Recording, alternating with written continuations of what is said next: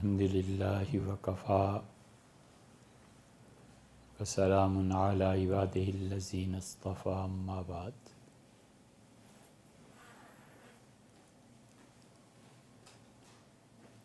اللہ تعالی نے دنیا میں ایک نظام مراتب رکھا تھا۔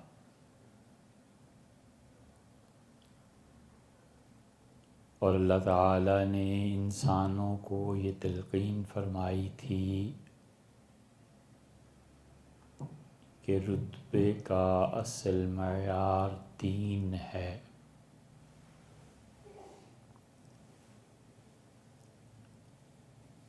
اور خاندانوں، برادریوں اور ان میں پھر اسباب اور وسائل اور ذرائع کی تقسیم کی بجائے پیمانہ اور معیار یہ مقرر کیا تھا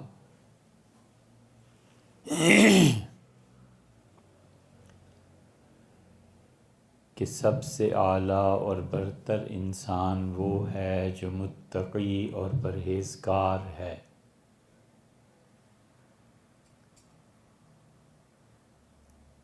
جس شخص میں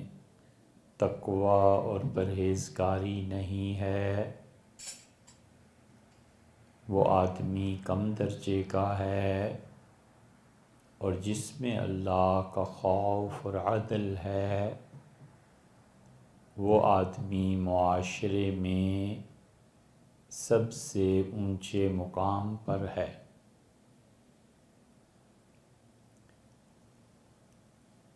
اور اس مقام کا تعین اللہ نے خود ہی فرمایا اور یہ کہا کہ ان اکرمکم عند اللہ،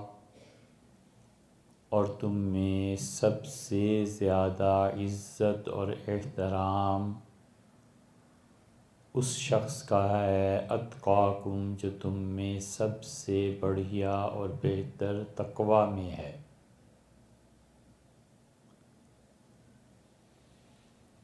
پھر معاشروں میں تبدیلی آتی چلی گئی اور بڑائی اور مقام اس شخص نے لے لیا جو شخص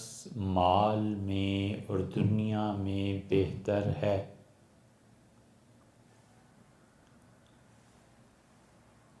دنیا اتنا بڑا حجاب بنی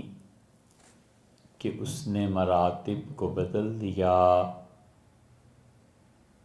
اور ہونا تو یہ چاہیے تھا کہ ماں باپ کو اپنی وہ بیٹی بہت پیاری لگتی جو اللہ کا خوف رکھتی ہے، خدمت کرتی ہے،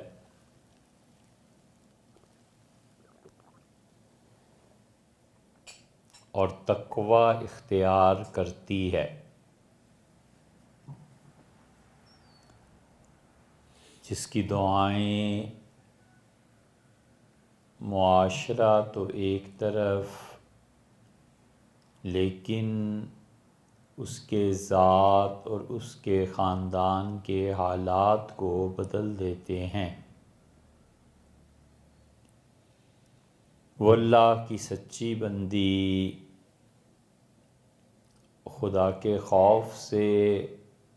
اور اس کی محبت میں ہاتھ پھیلاتی ہے، رو دیتی ہے، اور اس کے انعامات پر بھی اس کی آنکھیں نم ہو جاتی ہیں، لیکن اتنی قابل قدر بیٹی کی بجائے ترجیح اس کو ملی جس کا کردار جتنا بھی مشکوک ہو لیکن دنیا میں اس کا عہدہ ہے اور وہ پیسے کما کر لاتا ہے۔